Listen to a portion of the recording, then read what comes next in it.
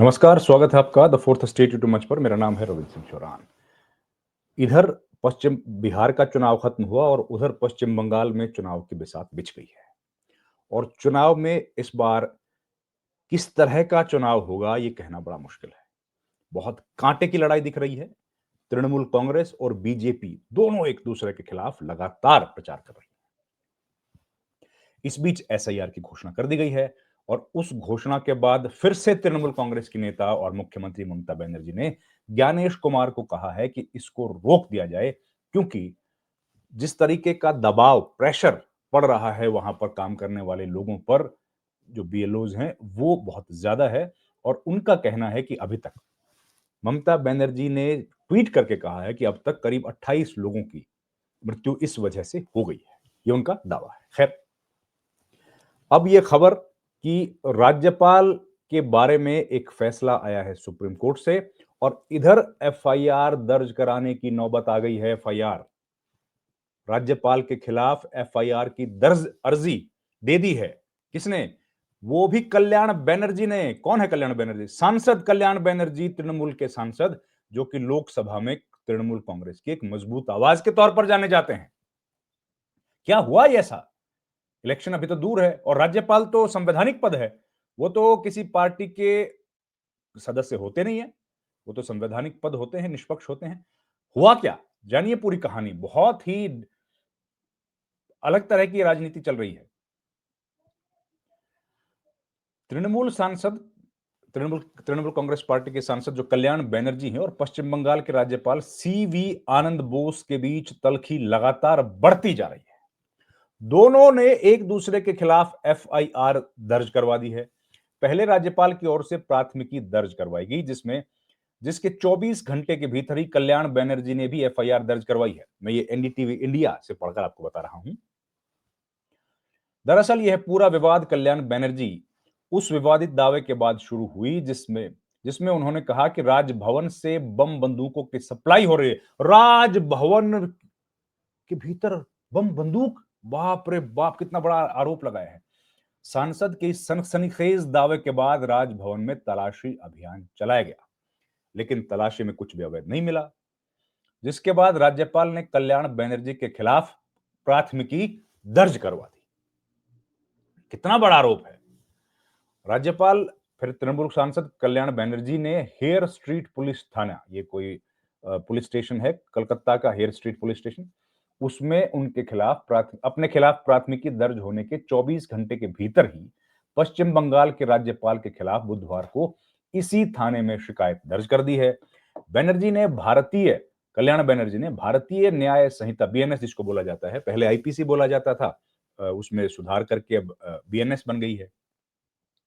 उसकी दो धाराएं हैं। 173(1) के तहत जानकारी प्रदान करने की मांग करते हुए अपनी शिकायत में राज्यपाल के खिलाफ कई धाराओं के तहत पुलिस कार्रवाई की मांग की है, जिसमें आपराधिक षड्यंत्र और भारत की संप्रभुता, एकता और अखंडता को खतरे में डालने वाले कृत्य शामिल हैं। किस तरह की राजनीति हो रही है? हो क्या रहा है? एक गवर्नर, एक राज्यपाल इतने बड़े संवैधानिक पद पर जो बैठा है, जिसके बारे में आज ही सुप्रीम कोर्ट ने फैसला दिया है, उनके ऊपर भारत की संप्रभुता और अखंडता को खतरे में डालने के आरोप, वो भी एक सांसद लगा रहे हैं। किस तरह की राजनीति अब हम लोग देखेंगे, ये बात समझ से परे है। शिकायत की है कल्याण बनर्जी ने, वो भी सुनिए। कल्याण बनर्जी ने अपनी शिकायत में कहा कि सीवी आनंद बोस ने समान उद्देश्य वाले राजनीतिक रूप से प्रेरित कुछ अज्ञात व्यक्तियों के साथ मिलकर जानबूझकर और उद्देश्यपूर्ण ढंग से विद्रोह या विध्वंसक गतिविधियों को भड़काने के लिए कुछ बयान दिए और सरकार तथा पश्चिम बंगाल राज्य के खिलाफ अलगाववादी गतिविधियों को प्रोत्साहित कर दिया, जिससे भारत की संप्रभुता, एकता और अखंडता को भयंकर खतरा पैदा हो गया। उन्होंने आगे कहा कि यह कदम सीवी आनंद बोस, जो राज्यपाल हैं, द्वारा अपनी प्राथमिकी में उन पर बीएनएस की कई धाराओं के तहत मामला दर्ज करने के एक दिन बाद उठाया है। बनर्जी ने यह कदम जो उठाया है, जिसमें राष्ट्रपति या किसी राज्य के राज्यपाल पर हमला करने या उन्हें अपनी वैध शक्तियों का इस्तेमाल करने से रोकने के अपराध से संबंधित कई धाराएं शामिल हैं। अब ये किस तरह की राजनीति हो रही है, ये समझ से परे है। राज्यपाल भवन में जो शीर्ष अधिकारी हैं, उन्होंने बाद में कहा कि परिसर के अंदर ऐसा कुछ भी नहीं मिला जो तृणमूल कांग्रेस सांसद के दावों की पुष्टि कर सके। ये बात किसको कही गई है? एनडीटीवी इंडिया ने छापी है।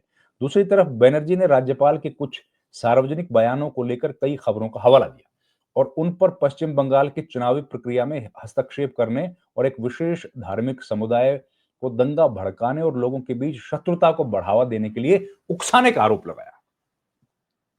अब ये अगर आरोप लग रहे हैं, तो आप देखिए विधानसभा का जो चुनाव है वो किस तरफ जा रहा है, बंगाल विधानसभा का। दूसरी ओर बनर्जी ने पुलिस में दी अपनी शिकायत में लिखा है कि यह स्पष्ट रूप से इंगित करता है कि सीवी आनंद बोस का राजनीतिक दलों के नेताओं के साथ गठजोड़ है और वह उस राजनीतिक दल से जुड़े व्यक्तियों को संरक्षण देते हैं जो राज्य में धार्मिक समूहों और जनता के विभिन्न वर्गों के बीच वैमनस्य फैलाकर पश्चिम बंगाल में हिंसा भड़काने की साजिश रचते हैं। बनर्जी ने राजभवन स्थित राज्यपाल सचिवालय से जुड़े एक वरिष्ठ अधिकारी का नाम भी ले लिया और सीवी आनंद बोस के कथित आपराधिक गतिविधियों में उनकी भागीदारी की जांच की आवश्यकता पर जोर भी दिया। अब अगर एक राज्यपाल के ऊपर इतने बड़े आरोप, एक सांसद एफआईआर करवा रहे हैं, राज्यपाल सांसद के खिलाफ एफआईआर करवा रहे हैं, तो संवैधानिक संकट कितना बड़ा है, ये आप समझ लीजिए। और भाई हमारे तो इस तरह की घटना हमने तो पहले कभी ना सुनी है ना देखी है। अगर इस तरह की घटनाएं घटेंगी, अब आज फैसला आया है सुप्रीम कोर्ट का, इधर एफआईआर हो गई। अब एफआईआर हो गई है, गवर्नर तो एक संवैधानिक पद हैं, तो कैसे काम चलेगा, ये बात समझ से परे है। तृणमूल कांग्रेस और पश्चिम बंगाल के जो गवर्नर के बीच जो टकराव है, वो अभी चल ही रहा है, खत्म तो हुआ नहीं है। टीएमसी नेता ने एक फॉर्मल शिकायत दर्ज कराई है। उन्होंने आरोप लगाया है कि राज्यपाल ने राजभवन का गलत इस्तेमाल किया है। उनकी गतिविधियों से राज्य की शांति और स्थिरता भंग हो सकती है। एडवोकेट अर्का कुमार नाग ने शिकायत के बारे में जानकारी दी है। ये एक अखबार को बताया है। एडवोकेट नाग ने कहा कि कल्याण बनर्जी ने शिकायत की है कि बंगाल के गवर्नर राजभवन का इस्तेमाल कुछ गैर जरूरी कामों के लिए कर रहे हैं, जिनसे बंगाल की शांति को खतरा है। गवर्नर से शांति को खतरा है। उन्होंने कहा कि किसी पद के खिलाफ शिकायत नहीं है, व्यक्ति के खिलाफ है। बनर्जी के हवाले से वकील ने यह बताया कि यह व्यक्ति के खिलाफ शिकायत है, किसी पद के खिलाफ नहीं है। गवर्नर का पद हम सभी के लिए बहुत सम्मान की बात है और हम संविधान का पूरा सम्मान करते हैं, लेकिन अगर इस पद पर आकर इसका इस्तेमाल गलत मकसद व क्रिमिनल गतिविधियों के लिए करता है तो इसे रोका जाना चाहिए। किस तरह के आरोप लग रहे हैं, ये हैरानी की बात है। नाग ने कहा कि शिकायत में कानून के नए प्रोविजन का इस्तेमाल किया गया है, जिसमें बीएनएस के सेक्शन 61, 152, ये कई सेक्शन से देशद्रोह से तक से जुड़े हैं। अब ये देखिए, जब शिकायत हो उसके बाद पश्चिम बंगाल में राजनीतिक तनाव बढ़ने की संभावना लगातार बढ़ रही है। अब विधानसभा का चुनाव सिर पे है, ऐसे में ये जो हुआ है, और अब देखते हैं क्या होगा। इस वीडियो में इतना ही। आपसे रिक्वेस्ट है, हमारे चैनल को प्लीज लाइक, शेयर और सब्सक्राइब जरूर कीजिए। आपका बहुत बहुत धन्यवाद। आपसे रिक्वेस्ट ये भी है कि हमारे चैनल को प्लीज ज्वाइन कीजिए, जिससे हमें आर्थिक सहायता मिले। Thank you very much. नमस्कार।